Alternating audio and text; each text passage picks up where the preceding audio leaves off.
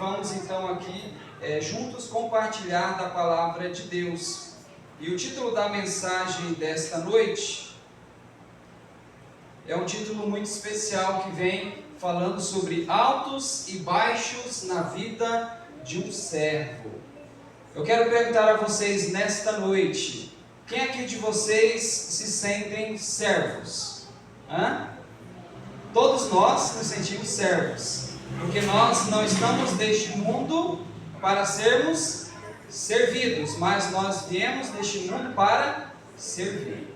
E eu quero dizer a vocês que quando nós, muitas vezes, na nossa caminhada cristã, nós olhamos e nos deparamos para este título, nós entendemos que a nossa vida, muitas vezes, acontece isso, altos e baixos. Muitas vezes nós estamos felizes, contentes, animados, do nada vem uma notícia ruim, vem uma notícia que não nos faz bem, uma doença, uma enfermidade, uma crise financeira, e aí do nada nós nos desmotivamos, do nada nós já começamos a ficar fracos, e muitas vezes até pensamos em sair da igreja, ficamos desanimados. Mas eu quero dizer a vocês que por mais que nós venhamos nos sentir desanimados, a única coisa que nós não podemos fazer é pensar. Então preste bastante atenção, nós não podemos nem sequer pensar em sair dos caminhos de Deus. Sabem por quê? Porque provas existem. Provas estão aí todos os dias, mas nós precisamos estar ao lado de Deus. E por isso que nesta noite eu quero aqui expor esta mensagem que fala sobre altos e baixos na vida de um servo, o que nós sentimos diariamente. Eu quero trazer para vocês rapidamente a história deste homem. Ele aqui diz que era um justo juiz. Na verdade não era somente este homem, mas eram duas pessoas. E a história diz que eles eram jovens, se conheceram, começaram a estudar juntos, tiveram as mesmas oportunidades de vida, de estudo, de aprendizagem, mas um decidiu sair da escola e se tornar um grande juiz. Já o outro colega decidiu pegar o caminho contrário da vida. Simplesmente ele começou a fazer tudo de errado e chegou um momento que ele acabou sendo preso por um ato que ele tinha cometido de errado ali na cidade a qual ele vivia. E este amigo que cursou faculdade se tornou juiz, um juiz muito renomado, e agora então, um certo dia ele estava ali na sala do plenário, aguardando para que o réu entrasse, para que ele pudesse então iniciar o julgamento. E por incrível que pareça, quando as portas ali do plenário se abriram, quem ele vê entrar pelas portas? Seu amigo de infância. E agora então as pessoas que estavam ali compondo ali no tribunal, simplesmente começaram a olhar e agora falaram assim, bom, ele vai ser misericordioso, porque eles se conhecem, então ele não vai colocar ali a multa máxima, simplesmente, em outras palavras que nós conhecemos hoje, vai passar a mão na cabeça deste amigo. E o julgamento começou, e todo mundo ansioso, aguardando o que aconteceria naquele julgamento. E para a surpresa de todos, quando o julgamento terminou, aquele juiz deu a pena máxima para o seu amigo que ele tanto amava. Agora, todos que estavam ali ficaram ainda mais surpresos, quando eles viram este juiz se levantar de sua cadeira, se dirigir até ao seu amigo, tirar do seu bolso a soma que este amigo teria que pagar e pagar o preço por ele. Queridos irmãos, o que nós aprendemos nesta história? Jesus, ele é o juiz, e nós somos aquele amigo que muitas vezes tem decidido fazer tudo de errado nesta vida. Por mais que nós fazemos coisas erradas, por mais que nós somos pecadores, por mais que nós não fazemos muitas vezes aquilo que Deus pede que venhamos fazer, Cristo, ele morreu e ele deu a sua vida por cada um de nós. E é por isso que nós precisamos estar firmes aos pés do Salvador, porque o maior preço ele já pagou. E qual foi o preço? Ele veio a este mundo e ele morreu para poder perdoar os nossos pecados. Então o maior preço de todos já foi pago na cruz do Calvário. E tudo que nós hoje, nesta noite, neste momento, que nós precisamos fazer é entregar as nossas vidas nas mãos do Salvador. É isso que nós precisamos fazer. E nessa noite eu quero falar sobre um homem que teve altos e baixos, um homem que teve muitas dificuldades. E eu quero perguntar a vocês, olhando para esta imagem, alguém poderia me dizer quem é este homem? Quem? Jesus? Quem falou Pedro? Lucas falou Pedro. Alguém mais? Paulo? Por causa do verso A, isso mesmo, Lucas estava atento no texto que foi lido. Então Pedro nós conhecemos como um grande pregador, um homem de grandes palavras. Nós podemos ler no livro de Atos que em uma pregação 3.000 almas se converteram e assim por diante. Mas eu quero dizer para vocês que Pedro, antes dele ser um grande pregador, ele também teve erros. Irmão Júlio, mas então você vai falar de erros? Sim, vou falar dos erros de Pedro. Por que está escrito sobre os erros dos nossos grandes pioneiros? Para que nós venhamos ler, venhamos entender e venhamos aprender a não cometermos também os mesmos erros que eles cometeram. Mas a primeira pergunta que nós precisamos responder nesta noite: quem era Pedro? Alguém pode me ajudar a dizer quem era Pedro? Ninguém se arrisca? Pescador que conheceu Jesus e passou a ser discípulo dele. Pescador que conheceu Jesus e passou a ser discípulo. Quem mais? Ninguém mais?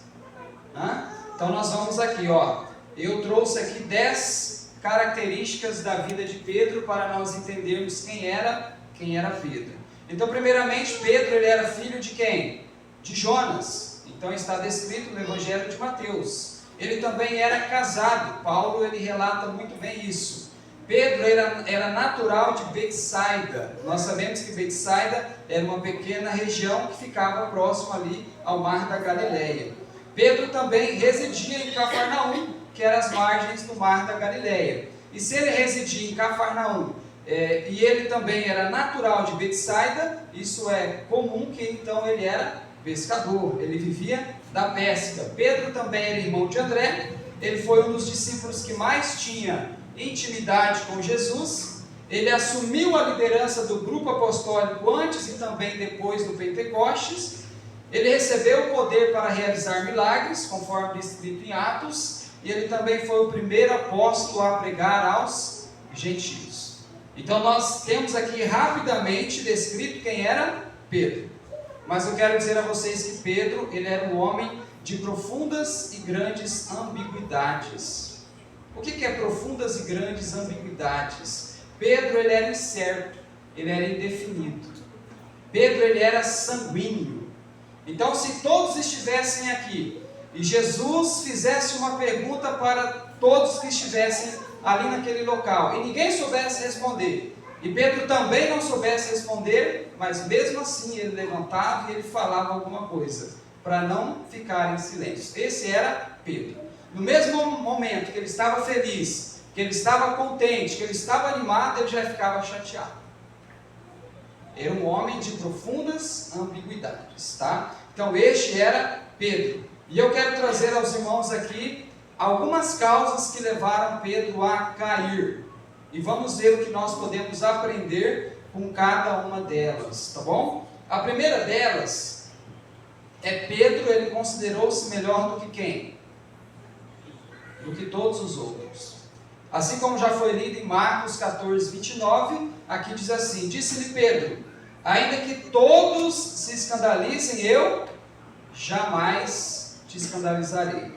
E lá em Mateus 26, 33, ele também disse: ainda que venhas a ser tropeço para todos, nunca o abandonarei. Em outras palavras, Pedro estava dizendo assim: Senhor, está vendo aqui os discípulos? Eles não são confiáveis, mas eu sim sou confiável. Então, por mais que todos te abandonem, eu jamais te abandonarei. Por quê? Porque ele era sanguíneo, ele gostava de estar à frente, ele queria ser melhor do que os demais discípulos que ali estavam. Trazendo para os nossos dias, quantas vezes nós também nos sentimos superiores aos demais?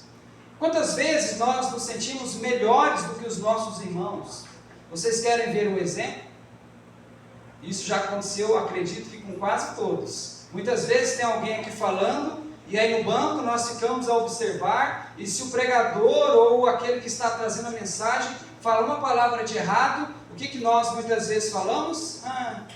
Se eu estivesse ali na frente, eu falaria melhor.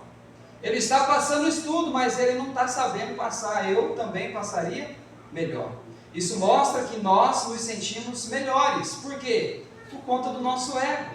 Isso é normal, isso é carnal. Nós somos pecadores e nós nos sentimos mesmos melhores do que os demais. Mas eu quero dizer para vocês que isso é um defeito de caráter e que nós precisamos lutar para vencer. Porque aos olhos de Deus não existe maior e não existe menor. Todos nós somos iguais. Todos nós somos pecadores. E todos nós necessitamos da graça de Cristo. Porque se não fosse a graça de Cristo em nossa vida, nós não estaríamos aqui. Então por isso que nós precisamos parar com essa questão de superioridade. A Bíblia diz que aquele que quer ser o primeiro tem que ser o quê? O último. A Bíblia diz que o melhor pregador, ele começa onde? Ou melhor, está escrito e Ellen White diz que o melhor pregador começa no banheiro e vai agora até o púlpito. Quantas vezes nas conferências que nós temos, que nós vamos ali destinar os cargos, aí quando fala assim, equipe do banheiro, ninguém quer o banheiro. Por quê? Porque ninguém quer limpar. Mas eu quero dizer que está escrito que Deus, ele leva mais em consideração o amor naquilo que nós colocamos e fazemos do que a quantidade de trabalho que nós realizamos para Ele. Então tudo que nós vamos fazer deve ser por amor e jamais nós devemos nos sentir superiores aos demais, tá? Então Pedro, ele caiu porque ele se sentiu superior aos demais. Segunda causa da queda de Pedro. Pedro, ele foi incapaz de orar e vigiar na hora crucial de sua vida. Mateus capítulo 26, versículo 40 e versículo 41 diz assim: E voltando para os discípulos, achou-os dormindo, e disse a Pedro: Então nem uma hora pudestes vós vigiar comigo? Vigiai e orai para que não entreis em tentação. O espírito na verdade está pronto, mas a carne é o quê? É fraca. Quando nós olhamos para esse texto, o que foi que os discípulos tinham passado o dia todo fazendo ao lado de Jesus? Os discípulos tinham passado o dia todo pregando, tinham passado o dia todo ajudando a Jesus pregar sobre o seu reino. E agora então eles passaram o dia todo pregando, chegaram à noite, estavam cansados, afadigados, às vezes com fome, com sede, e simplesmente eles foram dormir. Eles estavam certos ou errados em descansar? Alguém falou errado. Mas talvez se nós pensássemos, eles estariam certos em dormir, porque eles tinham trabalhado o dia todo, estavam cansados. Muitas vezes nós também trabalhamos o dia todo, chegamos em casa cansados e queremos apenas descansar. Mas naquele momento eles não poderiam ter dormido. Por mais que eles estivessem cansados e sobrecarregados, Jesus sabia o que iria por vir. E Jesus chamou eles para que eles pudessem orar e pudessem vigiar. Mas eles se deixaram se levar pelo sono. Se deixaram se levar pelo que estava fadigando o seu corpo físico. Eles não estavam conseguindo discernir a natureza, o tamanho da batalha espiritual que estava acontecendo naquele momento. Então quando Pedro e os demais deixaram de orar ao lado de Cristo, então eles abriram uma brecha para que Satanás pudesse tentar. Queridos irmãos, eu quero dizer para vocês, que quando nós deixamos de orar, quando nós deixamos de vigiar, nós caímos em ciladas. Nós caímos nas tentações que o inimigo tem posto na nossa vida. Eu quero dizer a vocês que Satanás ele não tem poder para derrubar nem o mais fraco dos servos de Deus. Satanás ele só tem poder para colocar a tentação na nossa frente. Mas por que então nós caímos? Por que então nós falhamos? Porque nós deixamos de vigiar. Nós deixamos de orar. Nós precisamos orar diariamente, irmãos. Está escrito que a oração é o respirar do quê? Da alma. Quem aqui consegue ficar 2 minutos sem respirar? Eu não consigo. Agora, se eu não consigo ficar 2 minutos sem respirar e eu morro, isso significa que se eu passar 1 dia, 2 dias, 3 dias sem orar, sem vigiar, sem meditar na palavra de Deus, eu também vou morrer. Eu também vou morrer espiritualmente. Então, aqui está a importância, irmãos. Orar e vigiar. Nós precisamos orar sem cessar. Quantas vezes nós trabalhamos o dia todo, chegamos em casa cansados, vamos dormir e nem sequer fazemos o culto da noite, levantamos atrasados, não meditamos, não lemos, não fazemos o culto da manhã e vamos para o trabalho. Depois a tentação vem, nós caímos e aí queremos ainda orar a Deus para que Ele possa nos ajudar a vencermos. Está errado, irmãos. Nós precisamos tirar um tempo para orarmos e vigiarmos. Se nós não orarmos, se nós não vigiarmos, nós não vamos conseguir vencer as batalhas que estão por vir. E é por isso que Pedro não conseguiu vencer, porque ele não orou. Vejamos o que esse texto diz. Agora é dever do povo que guarda os mandamentos de Deus, vigiar e orar, examinar diligentemente as Escrituras, esconder a palavra de Deus no coração, a fim de não pecarem contra Ele com pensamentos de idolatria e práticas vis, e não venha assim a igreja ficar o quê? Desmoralizada. Então aqui diz claramente que hoje, agora, é dever do povo que diz que guarda os mandamentos de Deus, orar, vigiar. Nós iniciamos há alguns dias o ano de 2025, e eu tenho certeza que todos aqui traçaram seus propósitos, todos aqui fizeram uma listinha com seus objetivos. No ano de 2025 eu quero iniciar a minha faculdade, eu quero iniciar um trabalho novo, eu quero iniciar um salário melhor do que eu já tenho, mas eu quero dizer a você, quantos de vocês colocaram lá no topo da lista, melhorar a comunhão com Deus, vencer os defeitos de caráter?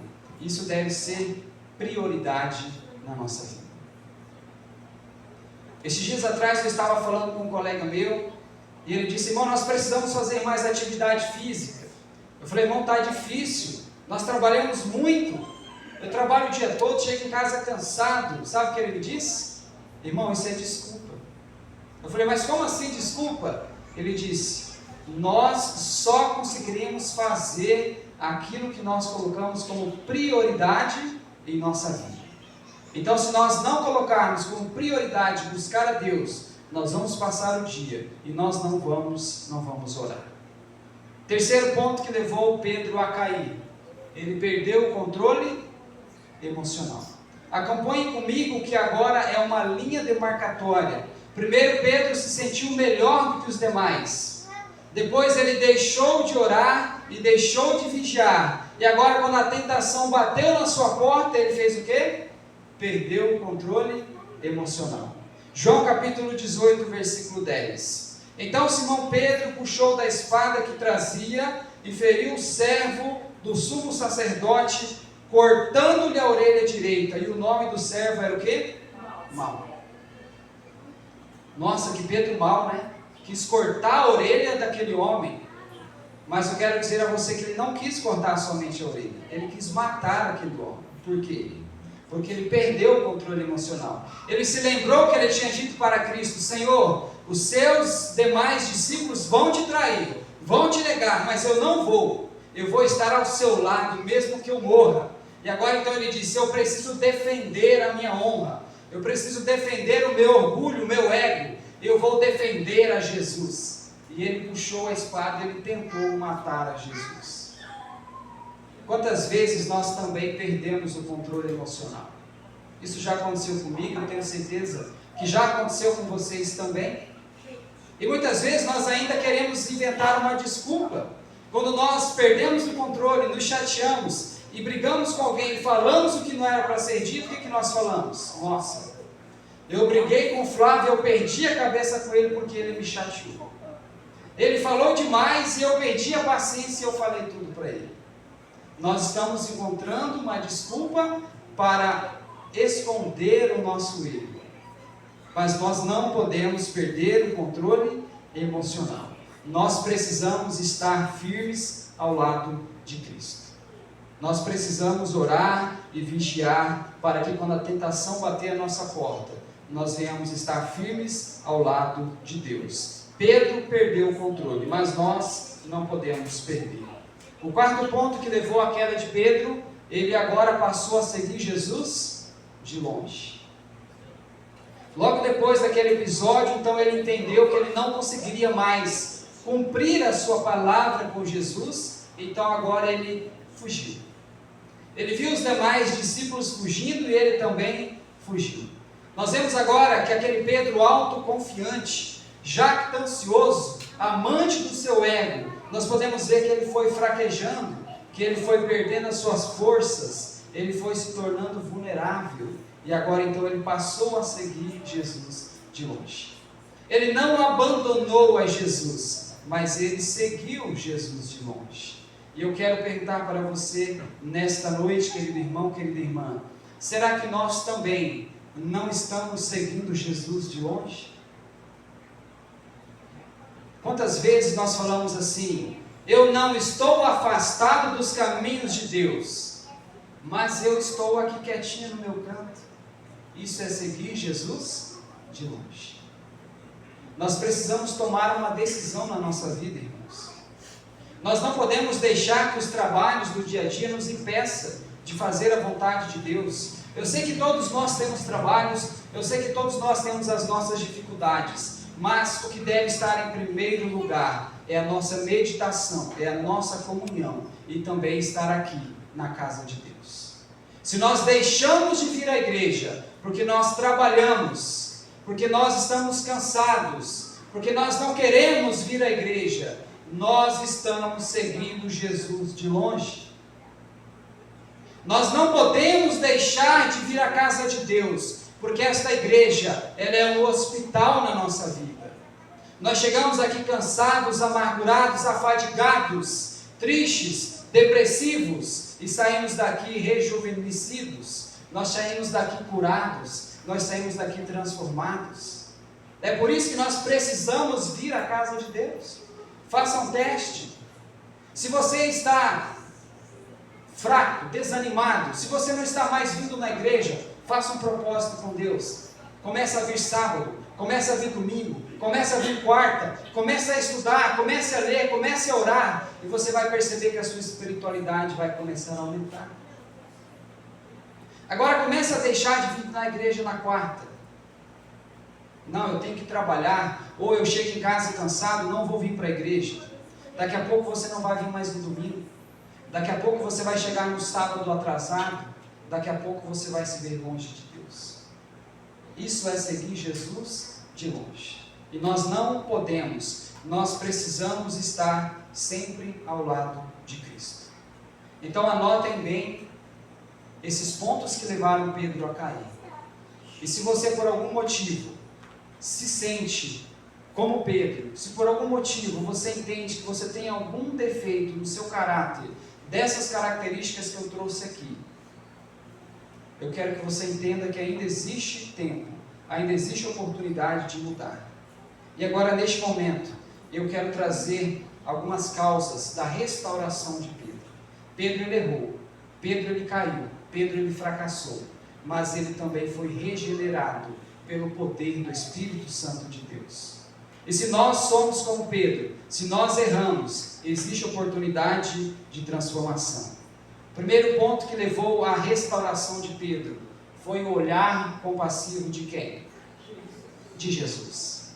Lucas capítulo 22, do versículo 60 até o 62. Mas Pedro insistia: homem, não compreendo o que dizes. E logo estando ele ainda a falar, cantou o galo. E então voltando-se o Senhor, fixou os olhos em Pedro. E Pedro se lembrou da palavra do Senhor, como lhe dissera: hoje 3 vezes me negarás antes de cantar o galo. E então Pedro, saindo dali, chorou amargamente. Pedro agora então, ele está seguindo Jesus de longe. Jesus está ali no pátio de Anás, de Caifás. Pedro está de longe só observando. E alguém chega a ele e diz: mas você é um servo de Jesus? Não, eu não sou servo de Jesus, eu não conheço Jesus. Sim, você é. Não, eu não sou. E pela 3ª vez: você é um servo de Jesus? Não, eu não sou. Tu não sabes o que está dizendo. E aí, então ele ouve o galo cantar e ele olha para Jesus. E o olhar de Jesus penetrou no fundo do seu coração. E agora ele começou a entender que ele estava vulnerável e que ele precisava de Jesus. Isso é um arrependimento genuíno.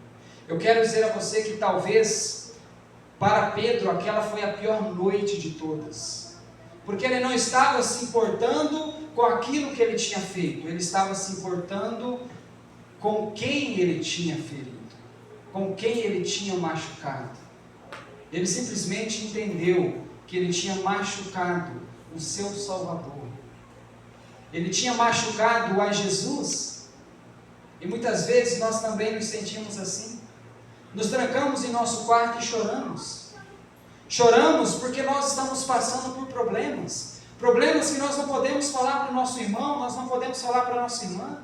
Quantas vezes nós na obra temos dificuldade que nem para a nossa própria esposa nós podemos compartilhar. Então a única coisa que nos resta é entrar no nosso quarto, é chorar e é clamar ao Senhor por misericórdia. E Cristo quer que nós façamos isso também. Não importa o seu pecado, não importa o seu problema, Cristo está olhando para você. Cristo, ele não se esqueceu de você. Ele simplesmente quer que você vá até Ele. Isaías capítulo 59 lá diz que Jesus não está surdo para que não possa nos ouvir, e não está com seu braço encolhido para que não possa nos alcançar, mas são os nossos pecados que causam separação entre nós e Deus. Então tudo que nós precisamos fazer é clamar ao Senhor, é pedir por misericórdia, é segurar firme em sua mão, e Ele irá nos ajudar a vencermos as nossas batalhas. Ele irá nos ajudar a vencer os nossos defeitos de caráter. Assim foi com Pedro. Quando Pedro olhou para Jesus, ele se arrependeu, e foi um arrependimento genuíno. Foi diferente do arrependimento de Judas. Judas também se arrependeu, mas não foi porque ele tinha magoado a Jesus, foi pelas consequências de seu pecado. E nós temos vários exemplos na Bíblia de um arrependimento motivado por uma consequência. Um deles é Acã. Jesus tinha dito: olha, vocês vão lá e vocês vão destruir a cidade. Tudo que tiver vida vai morrer. O ouro e a prata vai agora para o templo do Senhor. E Acã então chegou agora, ele olhou para aquele ouro, olhou para aquela prata, ele olhou para aquela capa, e o que foi que ele fez? Isso aqui vai para mim, ninguém vai perceber. Ele levou, escondeu e enterrou. E agora as consequências começaram a sobrevir. A peste começou a vir sobre o campo de Israel. Então Jesus disse a Josué: tem pecado entre vocês. E ele quietinho. Ele só confessou o seu pecado quando Jesus apontou que ele era o pecador. Não sei se os irmãos conseguem perceber a diferença. Nós precisamos nos arrepender, não de medo das consequências que vão sobrevir. Nós precisamos nos arrepender porque nós amamos a Cristo, porque Ele morreu no nosso lugar. Deus leva em consideração aquilo que nós estamos sentindo em nosso coração. É isso que importa para Jesus. Segundo ponto da restauração de Pedro, a grande pergunta de quem? De Jesus. Qual foi a pergunta que Jesus fez para Pedro? Pedro, tu me amas? E o que foi que Pedro respondeu? Sim, Senhor, tu sabes que eu te amo. Então apacenta o quê? As minhas ovelhas. E por 3 vezes foi feita esta pergunta. Por que foi 3 vezes feita essa pergunta? porque ele tinha negado Jesus 3 vezes. Então ele precisava mostrar agora que ele amava verdadeiramente a Jesus. E por isso que Jesus pergunta a ele, e pela 3ª vez ele disse: Senhor, tu sabes de todas as coisas, porque ele sabia que Deus conhecia o seu coração. Isso era agora uma amostra que o seu coração estava o quê? Transformado. Vejamos o que está escrito neste texto. Pela 3ª vez, Jesus lhe perguntou: Simão, filho de João, tu me amas? Essa incisiva pergunta foi necessária no caso de Pedro, e é necessária em nosso caso. A obra da restauração jamais poderá ser completa, a menos que sejam alcançadas as raízes do mal. Repetidas vezes foram aparados os brotos, ao passo que a raiz da amargura foi deixada rebrotar e contaminar a muitos, mas tem de ser atingida toda a profundeza do mal oculto. Eu não sei se todos aqui já carpinaram. Eu, quando era criança, eu ajudava meu pai a carpinar muito. E eu me lembro então que quando nós carpinávamos, que nós arrancávamos o mato somente superficialmente, o que acontecia 2, 3 dias depois? Nascia, brotava de novo. Então qual é a melhor maneira de matar o mato pela raiz? É arrancando a raiz, ou passando veneno em sua raiz. E aqui diz então que para que a mágoa, a inveja, o orgulho, a autoconfiança, para que ela possa deixar de existir em nosso coração, ela precisa ser arrancada por onde? Pela raiz. É assim que nós precisamos fazer. E é assim que aconteceu com a vida de Pedro. Ele arrancou o mal pela raiz. E agora então, quando ele reconheceu tudo isso, veio então a sua transformação e a sua restauração. Jesus, ele agora, neste momento, ele restaura a vida de Pedro. Ele restaura a sua memória. Ele restaura os seus sentimentos. Ele restaura a sua vida. Ele restaura também o seu ministério. E assim como Cristo transformou e restaurou a vida de Pedro, Ele quer nesta noite transformar a sua vida. Ele também quer transformar a minha vida. Ele quer dar uma nova vida para cada um de nós. Ele quer nos ajudar a iniciar o ano de 2025 de uma maneira diferente a qual nós terminamos o ano de 2024.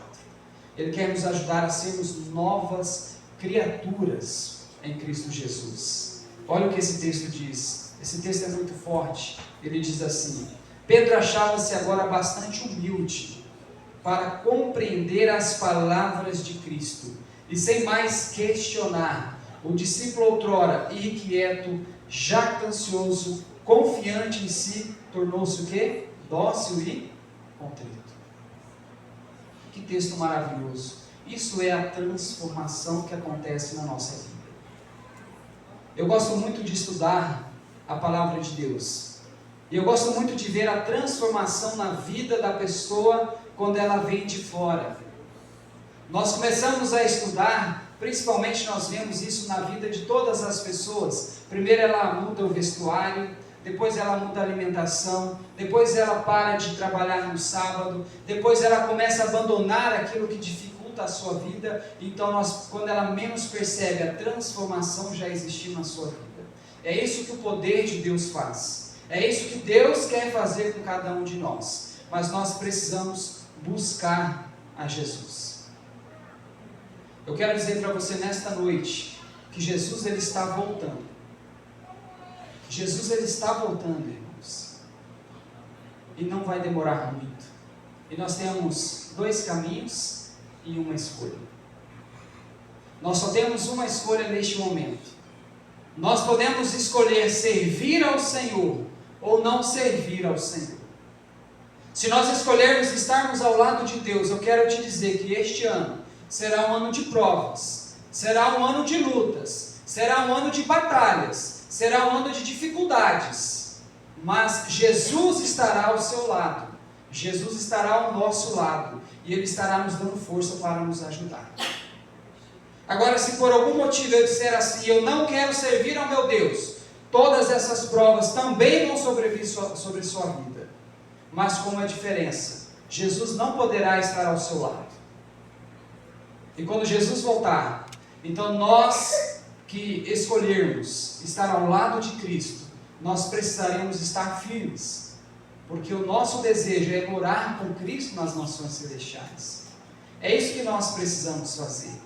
Então não importa o nosso pecado, não importa o nosso problema, não importa se você já foi muito longe, porque ninguém foi tão longe que não possa voltar, e não existe buraco tão profundo que as cordas do amor de Cristo não possam nos alcançar. A única coisa que nós precisamos fazer é irmos até Cristo, é confessarmos os nossos pecados. 1 João capítulo 1, versículo 9 diz: se nós confessarmos os nossos pecados, Jesus ele é fiel e justo para nos perdoar, e ainda além de perdoar, Ele quer nos purificar de toda a nossa injustiça. Então tudo que nós precisamos fazer, irmãos, é nos arrepender, é pedir perdão pelos nossos pecados, e é não nos contentarmos mais com este mundo de trevas, porque Apocalipse 21, versículo 4 fala que tudo que nós estamos sentindo vai chegar um momento que não vai existir mais. Não vai existir morte, não vai existir mais pranto, não vai existir mais dor, porque todas essas coisas serão passageiras. E Paulo ele nos traz uma promessa maravilhosa. Ele diz que nem olhos viram, nem ouvidos ouviram, e nem jamais penetrou no coração do homem aquilo que Deus já preparou para mim e para vocês que estão aqui nesta noite. Que o Senhor nos abençoe, e que quando Jesus voltar, todos nós que estamos aqui nesta noite, venhamos estar em pé e venhamos dizer: eis o nosso Deus a quem nos aguardamos. Que o Senhor nos abençoe para isso nesta noite, hoje e sempre. Amém.